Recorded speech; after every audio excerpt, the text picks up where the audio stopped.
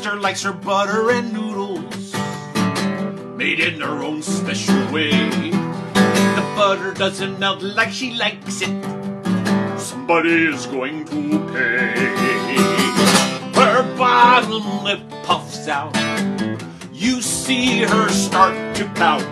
When she's like that, there's nothing you can say. 'Cause everybody's a baby about something. Wah, wah, wah, wah, wah, wah. That's your part. The wah, wah, wah part. Have you done it yet today? No? Good. Okay, we can get it out now, okay? Just get all the whining out now, and then we won't do it later. Or we could just be rehearsing for later. We don't know. But, okay, so that's your part. Wham, wham, wham. Here we go. Everybody's a baby about something. Wham, wham, wham.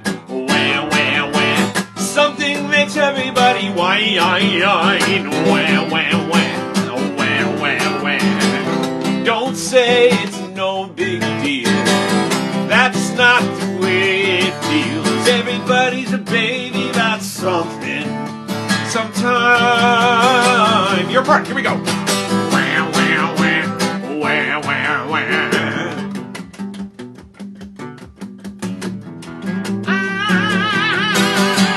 My brother has to sit by the window every time we go to the store. He doesn't want to sit in the middle. He has to sit by the door.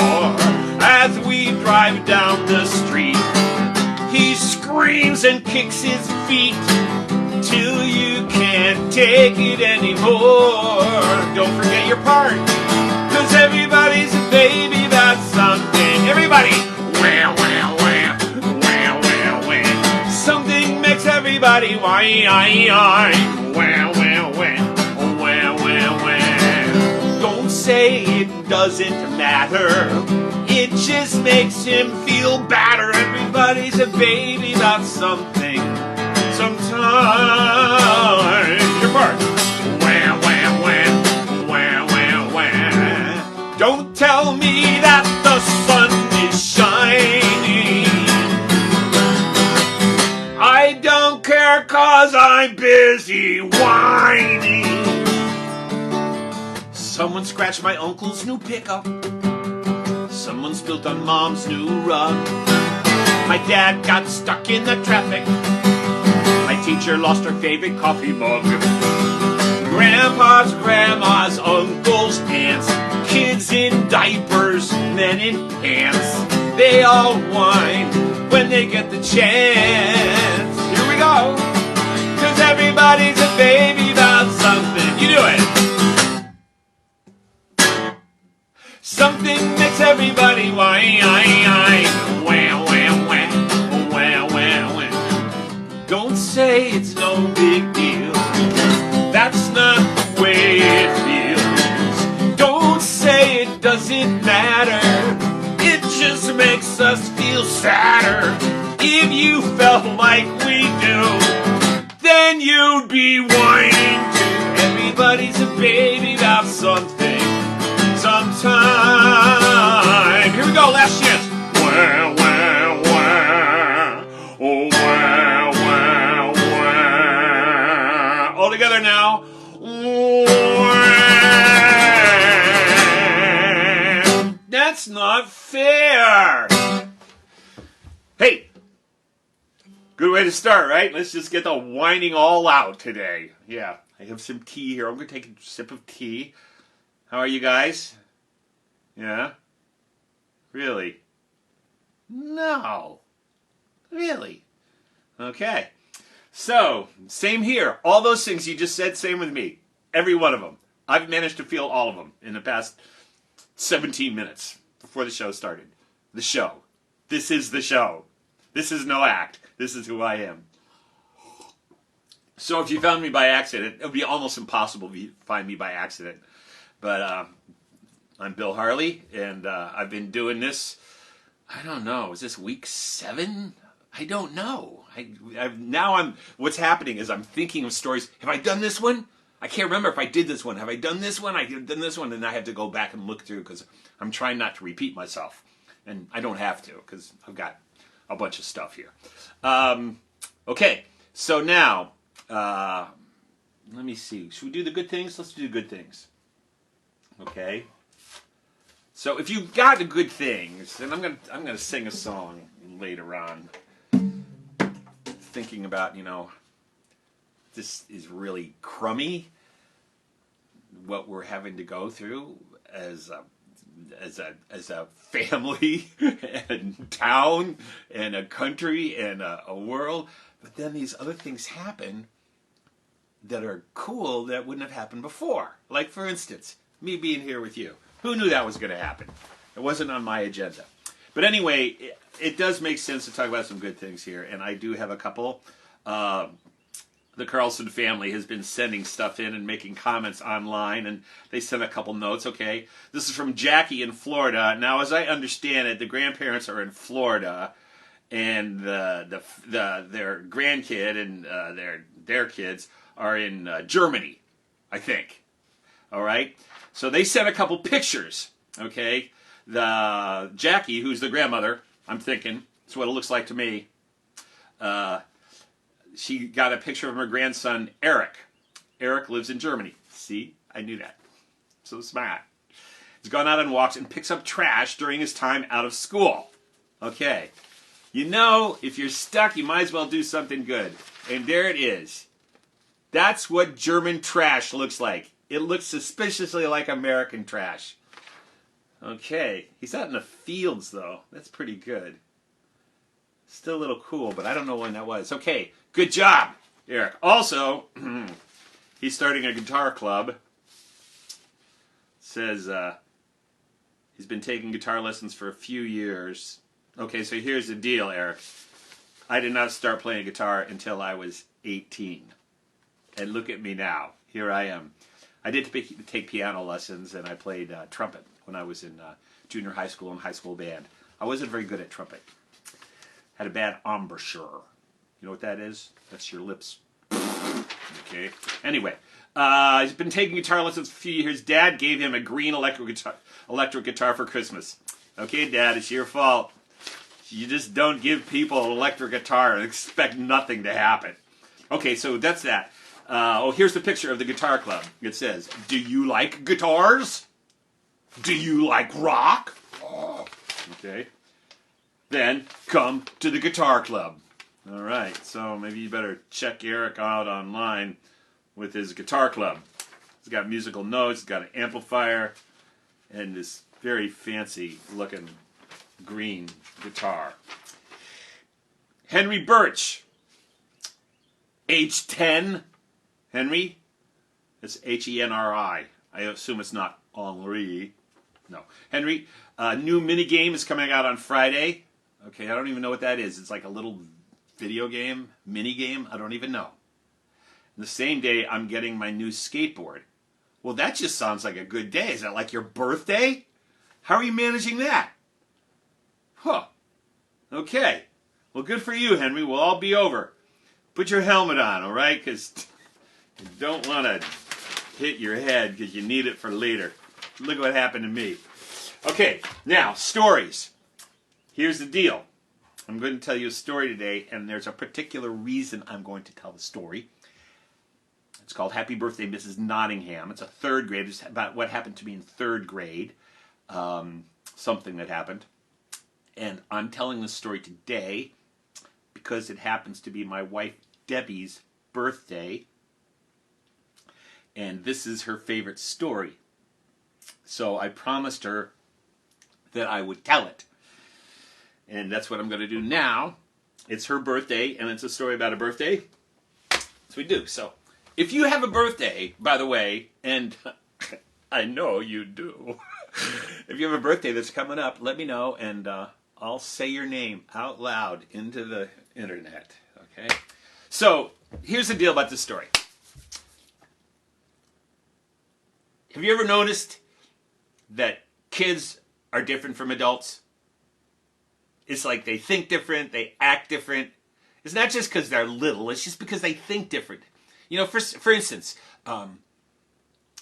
kids are really interested in age, and adults really aren't, right? You know, I remember when I was a kid, I would say an adult would come and I hadn't seen them before, right? I'd never met them, and they'd say, "Hi, this is Billy." I'd say, "How old are you?" And my parents say, "Don't say that. Why not? It's not nice. Why? It's not nice to talk about how old you are." It didn't make any sense to me. Why not? I just want to know how old they are, right? And other thing is, like, kids are really into birthdays. You know? I mean, sometimes if I get them into school, like, does anybody here have a birthday? And I'll see a kid do this. Okay, I'll have one. I'll have one. I mean, it might not be their birthday, but it's like, why not have an extra birthday? Because who knows what could happen? Usually something good, right? Adults, not so much. No, it's adults. There's something weird about adults. Like a lot of adults, they don't want anybody to know that it's their birthday. And then adults are hung up on this thing. It's like, I don't want to be, I don't want to be 30, or I don't want to be 40, I want to be 39, or I don't want to be 50, I don't want to be 60. They don't, like, kids, like the first time they meet each other, the first thing you want to know is, how old are you, right? You see kids playing on a playground. And one of them says, "How old are you?" The other one goes, "I'm 7. The first one goes, "I'm 7.5. Because that's important, right? Adults, no. Have you ever heard an adult say, "I'm 41.5"? No, they don't do that. So, when I was growing up, I wasn't supposed to ask people how old they were. It was not polite for some reason. It didn't make sense to me, but it was not polite. But because of that, I didn't really know what age looked like.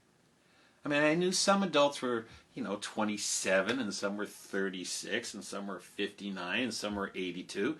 But I didn't really know the difference about them until I got into 3rd grade. When I was in 3rd grade, my 3rd grade teacher was named Mrs. Nottingham. Mrs. Nottingham was very strict.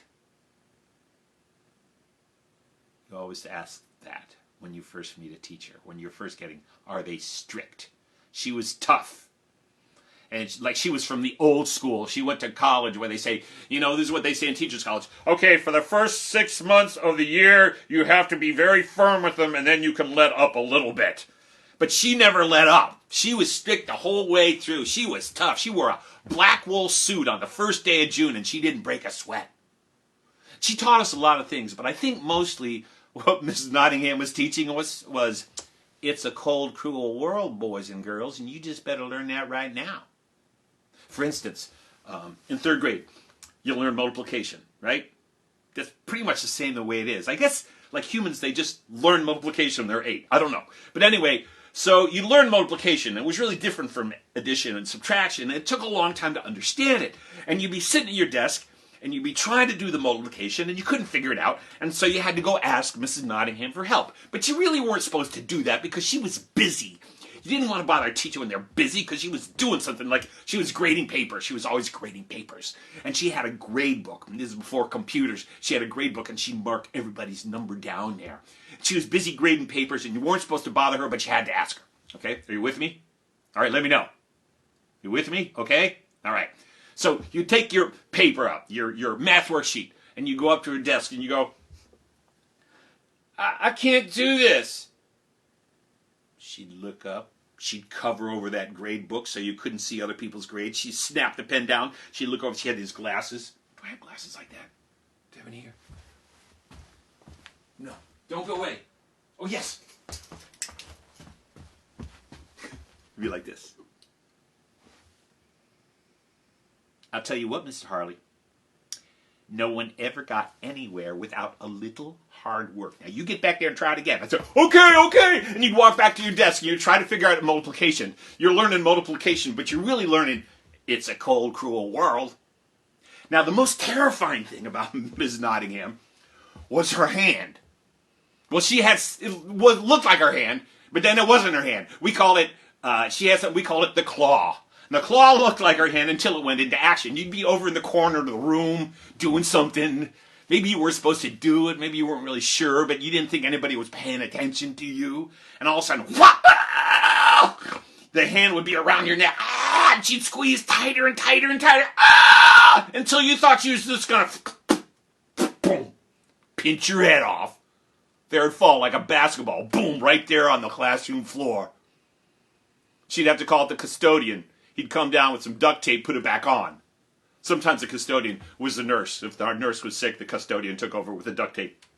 Anyway, so Ms. Nottingham, you just didn't know. Sometimes in the playground, when she wasn't the playground monitor, instead of playing tag, we'd play the claw. I'm the claw. Ah! We'd run it like that. So, you always gave Ms. Nottingham a wide berth on either side. You wanted a little warning before. Boom, like that. But the weird thing about Mrs. Nottingham, and a number of other adults, I might add, is she moved. Now, I don't mean she moved from one room to another or from one house to another. I meant who she was seemed to change. And as a kid, that was very confusing to me. I just wanted to know where adults fit so I knew how to treat them, right? Like if you were strict or mean, it was okay, just stay over there. You know, if you're really nice, stay over there. But if you're nice, don't go over there and be mean. If you're mean, don't go over there and be nice, because then it's confusing. And you don't know where to put them. Kids just want things to stay in one place so they can figure it out. But then things keep moving, and Mrs. Nottingham moved. For instance, one of the things about her was every day after recess, we would come in, and she'd say, everybody sit down at your desk. It'll be all hot and sweaty. She'd say, just rest your desk, put your heads on your desk, and listen. And she had a red rocking chair. And the only time she sat in the red rocking chair was when she gave out our report cards and when she read to us after recess. And she would reach at the book. She'd always left the book on the resting place, a little ledge there on the chalkboard, like the whiteboard. And she'd say, where were we? And she read us books, and do I have any of those books here? I have some of them, but they're not here. She read us books I still remember. She read us The Boxcar Children, right? Great book.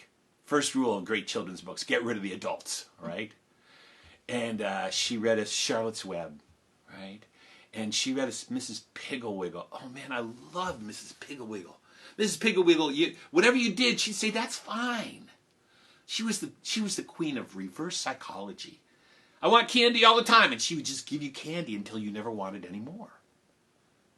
It was weird.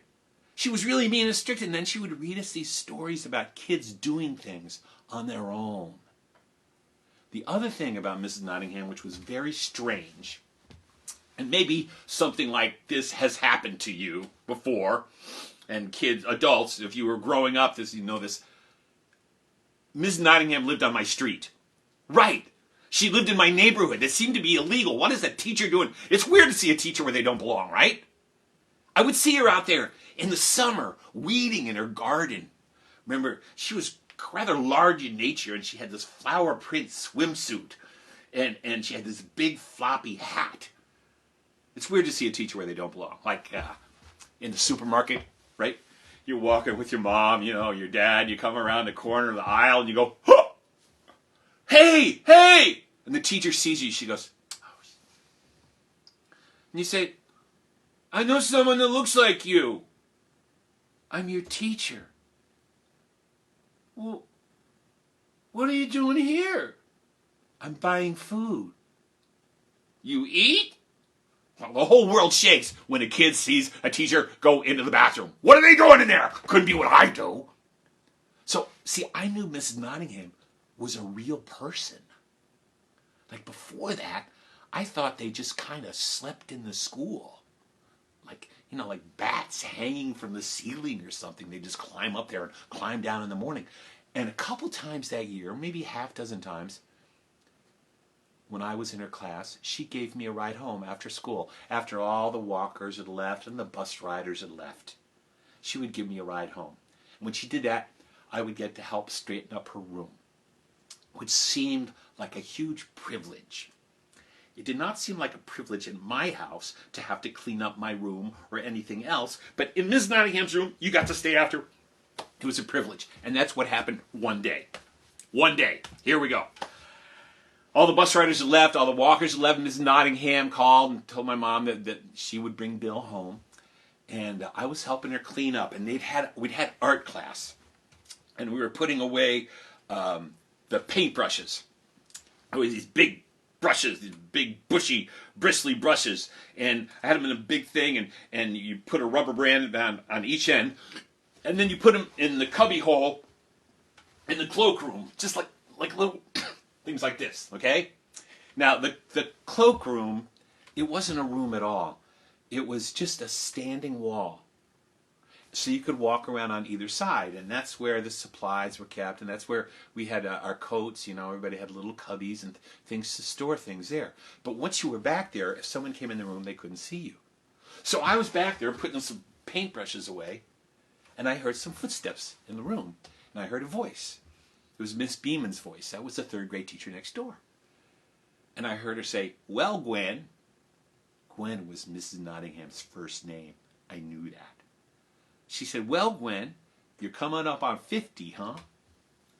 And I thought, coming up on 50? What does that mean, coming up on 50? And Mrs. Nottingham said, "Oh, yes, I suppose I am, but I don't like to think about it happening so fast." And Mrs. Beeman said, "Now, when is your birthday?" And she said, "Sheila, it's next Tuesday, but don't you tell a soul. I don't have time in my class for silly business. We're here not to have a party. We're here to learn." And I thought, 50 years old! I'd never known anybody that was 50 years old. Do you? Are you with me? 50? I wasn't really good at Sunday school. We went every week, but it seemed to me that Moses was about 50 years old when he died. And I thought, whoa.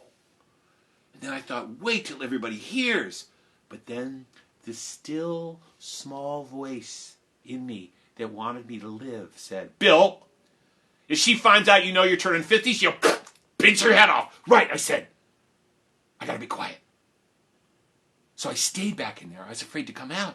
Miss Beeman left. I still stayed back. And finally, after 5 or 10 minutes, I heard Miss Nottingham say, "Bill, where are you? It's time to go." And I came out. She said, "Where have you been?" I said, "Not anywhere, doing anything or listening or nothing." She said, "Come on." We walked down the hallway, out the front door of the school, across the parking lot. We got into our car, and this is going to say something about how old I was. I remember. Now, it was not a brand new car, but I remember it was a 1959 Nash Rambler, and they had these bench seats. It was like a bus seat, okay? And I sat in the front seat, and she didn't even have seat belts. That's how long ago this was. And I got to sit in the front seat next to Miss Nottingham, and Miss Nottingham, that car had this big steering wheel, and she drove home like this, And every time I could, I got to look at her, because I'd never seen 50 before. Be like this.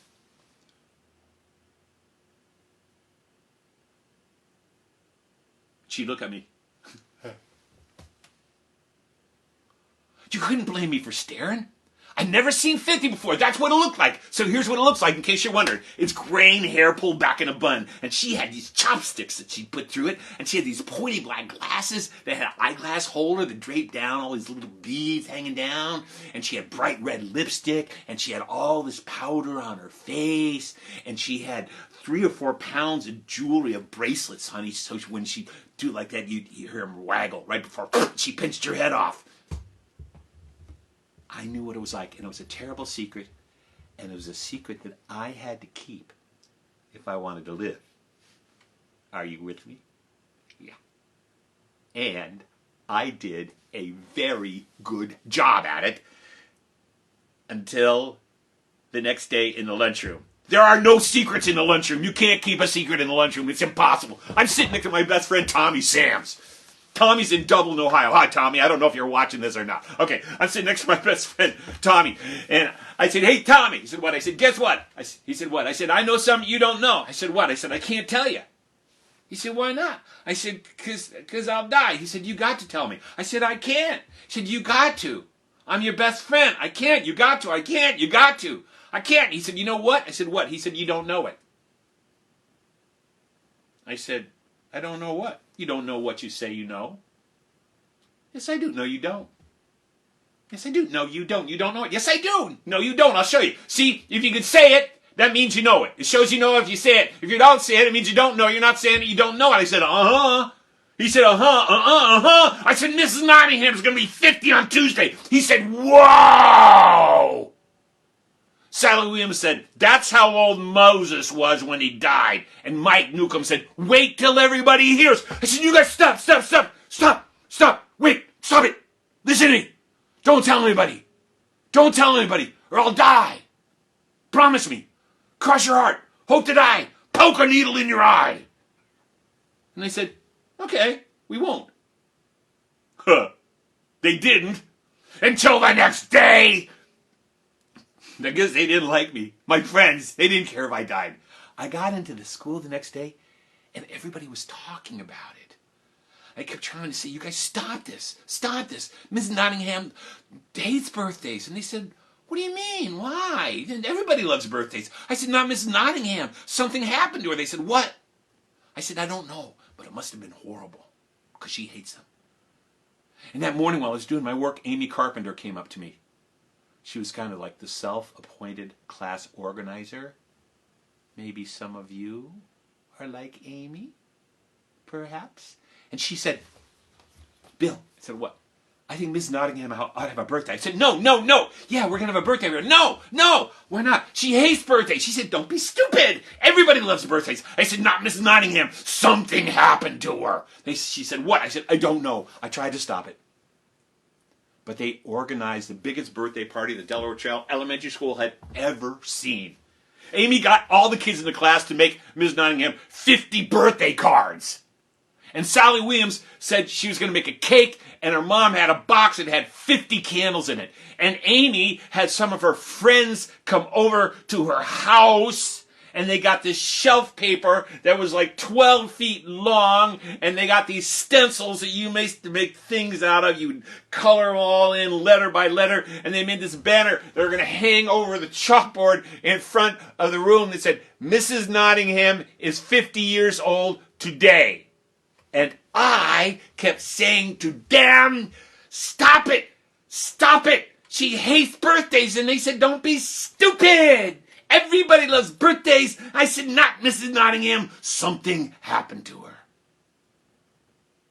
Day by day, it seemed to get bigger. Till Tuesday rolled around. Are you with me? I woke up that morning. I remembered what day it was. And I lay there in my bed like this.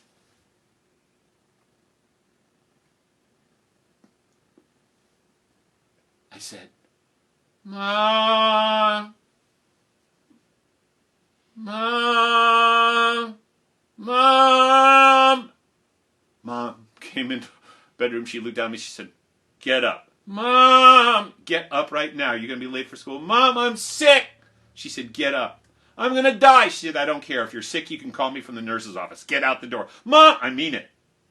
Because my mom wanted her 6 hours of freedom. So I got my clothes on, I had my breakfast, I walked down the street, I got on the bus, I sat on the bus. 3 stops later, Sally Williams got on the bus, and she came running down the aisle to my seat. She had this brown grocery bag. She sat next to me, she said, I got a cake and cookies too, what do you have? I said, nothing, because Miss Nottingham hates birthdays. She said, don't be stupid. Everybody loves birthdays. I said, not Mrs. Nottingham. Something happened to her. We got into school. And our class was wired. You know, remember how it is like the day before a vacation or when something has changed and all the kids are just excited. And Mrs. Nottingham was frustrated with us. She was like, what is wrong with you boys and girls today? I cannot teach you one thing. What is wrong with you? We were... And Amy Carpenter, she was not afraid of talking to grown-ups, which is something I'm still dealing with. Because she went down to the school secretary and talked to her. So that at 2:05 that afternoon, this announcement came over the PA system. Miss Nottingham? Miss Nottingham, are you there? Miss Nottingham, she always talked to the speaker like a real person. Hello? It's nice to see you. Miss Nottingham, we got something you want you to sign at the office. It'll just take a second. Can you please come down? There's no one to take care of the class. It's all right. It'll just take a minute. And then she talked to us like we hadn't heard the conversation, like it had been private. Boys and girls, I have something I have to sign in the office. We were like, oh. Nobody move. Amy, you come sit at my desk. I'm going to give you this chalk. You take down the name of anyone that breathes. Amy came, took the big piece of chalk, a brand new piece of chalk, sat at the desk. Mrs. Nottingham walked across the room and she stopped at the door and she turned and she looked at us. She said, not a sound. You know I mean it, boys and girls. Not a sound.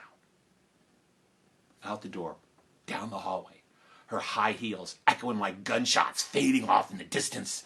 As soon as they faded away, Amy ran across the room. She flicked off the switch. She said, everybody get ready! We opened up our desks. We all took out the cards. Everybody had a card. Sally was took out the cake. She reached in the bag. She brought out matches. She brought matches and let's go. Ah! And we all said, we know how to light matches. We're fighting over the matches, right? And Amy and a couple other kids are hanging the banner over the chalkboard. And Teddy Dunn and 3 or 4 other boys are standing on top of the desk. They're making paper gliders and throwing them because it seems like the right thing to do. And before we know it, we hear Amy say, shh, she's coming back. Everybody quiet, sit down, shh, shh. And we all turn to each other. Hey, shh, be quiet. And then, hey, shh, be quiet. Everybody be quiet. Shh, be quiet right now. Everybody, why is it not quiet? Shh, shh, shh, shh, shh, quiet. Now sit down. We heard those footsteps coming closer and closer to the door, and they stopped outside the door. Then she stepped in. She looked across the room. Amy flipped on the switch. We said, happy birthday, you're 50! And someone got a good idea. They started to count. 1, 2, 3. We all joined in. 4, 5, 6. We were third graders. This is like nothing. 7. We could count up to 1,000. 8, 9, 10, 11, 12, about 13 or 14 or 15. Some kids start dropping out, but there are some of us who are going to make it. 16, 17, 18, 19. More kids dropping out. 20, 21, 22. There's 6 kids going 23, 24, 25. 3 kids going 26, 27, 28. 1 kid going 29. And then he stopped. We all stopped. Because when you looked at Mrs. Nottingham, you realized a slight mistake had been made. She didn't seem so happy about it. She glared at the class. What is going on here? She walked across the room and then she saw the banner. She said, oh, for pity's sake, who told you this? I was standing there, holding a card.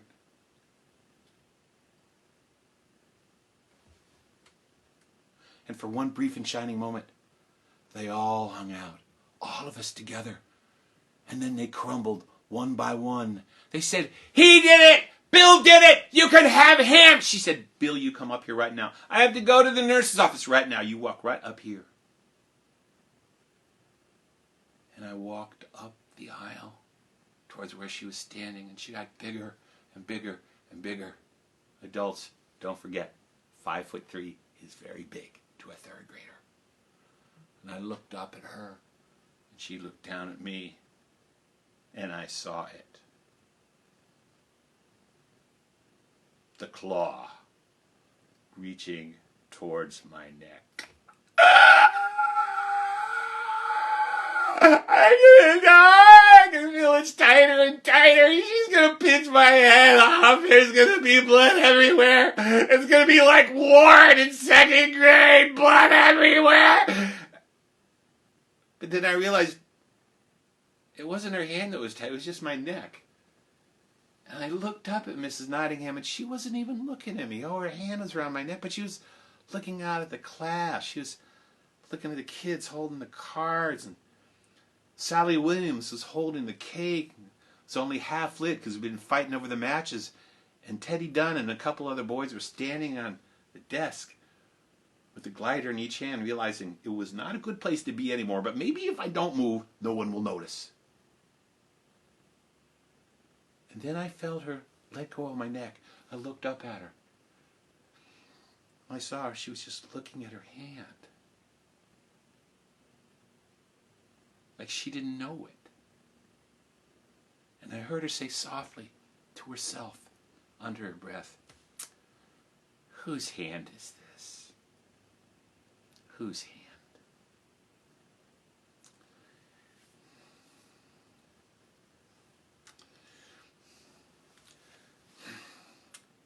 Yes, boys and girls, you're right. It is my birthday. I have a birthday today. And you gave me a party. I don't remember the last time I had a party here in school. Thank you.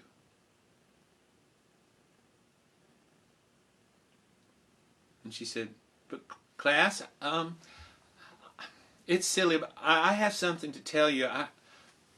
I'm not 50 today. If you must know, I'm just 49. She reached back for a piece of chalk and she wrote it up on the board, a big 4, a big 9 without looking because she could. And Teddy said, 1, 2, 3. She said, "Teddy Dunn, what are you doing standing on that desk?" He said, "I don't know." "Do you know your mother and father paid good money for that desk?" "They did." "Get down from there right now." Teddy got off the desk. Then Miss Nottingham walked back across the room, and she sat down at her desk. She straightened herself out. She folded her hands on the desk, and she said, "Now, where's a piece of cake for the birthday girl?" And that's what I remember about Mrs. Nottingham. Thank you very much. Yay. Happy birthday, Debbie. Thank you. Now I want to tell you something. So I'd remembered that story for a long time. It was one of the first stories I ever put. When I first started telling stories, I told a lot of folk tales, and then I had this memory, and I decided I wanted to tell some stories about growing up, and that was one of the first ones I ever told. And as soon as I told it, it felt comfortable to me. So a number of years ago, I was performing in Indianapolis, where I grew up, and I told that story.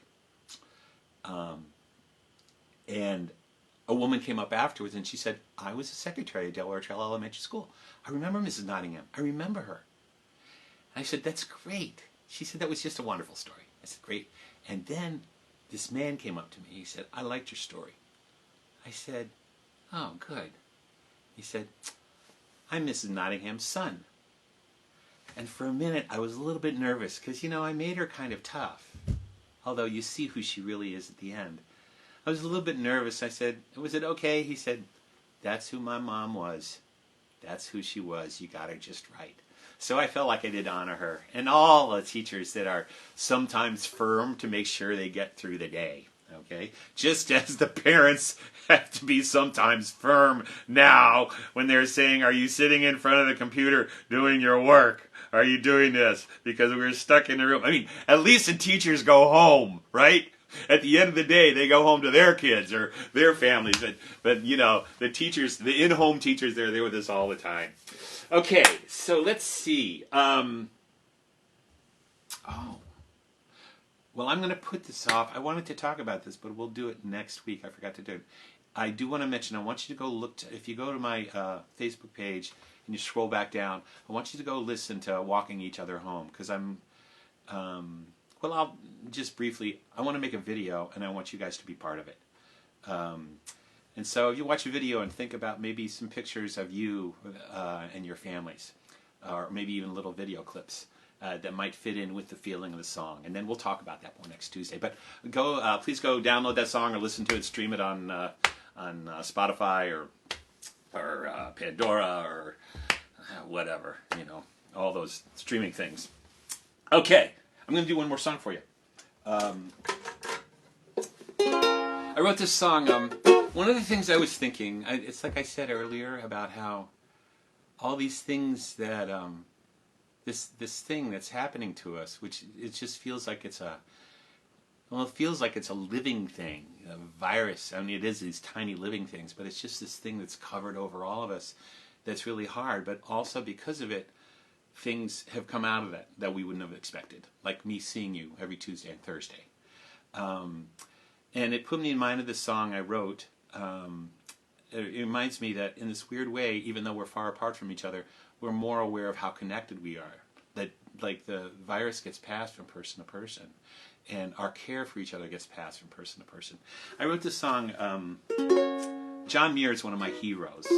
Maybe I'll have to tell my story about John and the dog, Stikeen, someday. But John was a naturalist. He was originally from Scotland, and he came to the United States, and he went to California and fell in love with Yosemite. And he wrote early and a lot about how we're just part of nature, that we're not apart from it. And we have to be careful what we do. And so I wrote this song thinking of him, and it's kind of, so it goes like...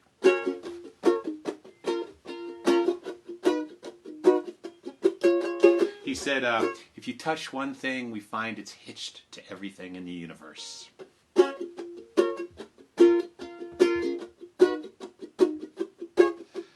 Touch one thing and find it's part of something else. Try to keep in mind you're part of it yourself.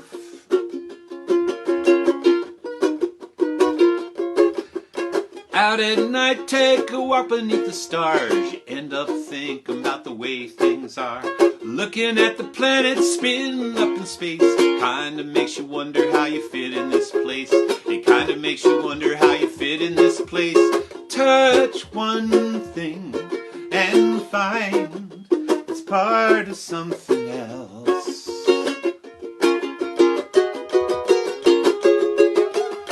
Try to keep in mind you're part of it yourself.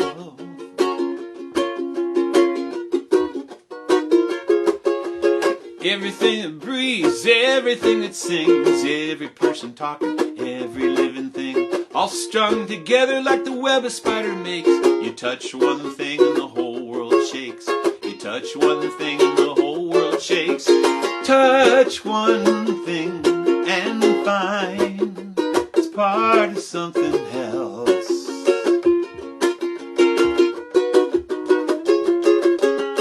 Try to keep in mind you're part of it yourself. Oh, touch one thing and find it's part of something. Out at night, take a walk beneath the stars. You end up thinking about the way things are. Try to keep in mind you're part of it yourself. Every living person, every little thing, everything that talks, everything that sings. Touch one thing and find it's part of something, all strung together like the web a spider makes. You touch one thing and the whole world shakes. Try to keep in mind you're part of it yourself.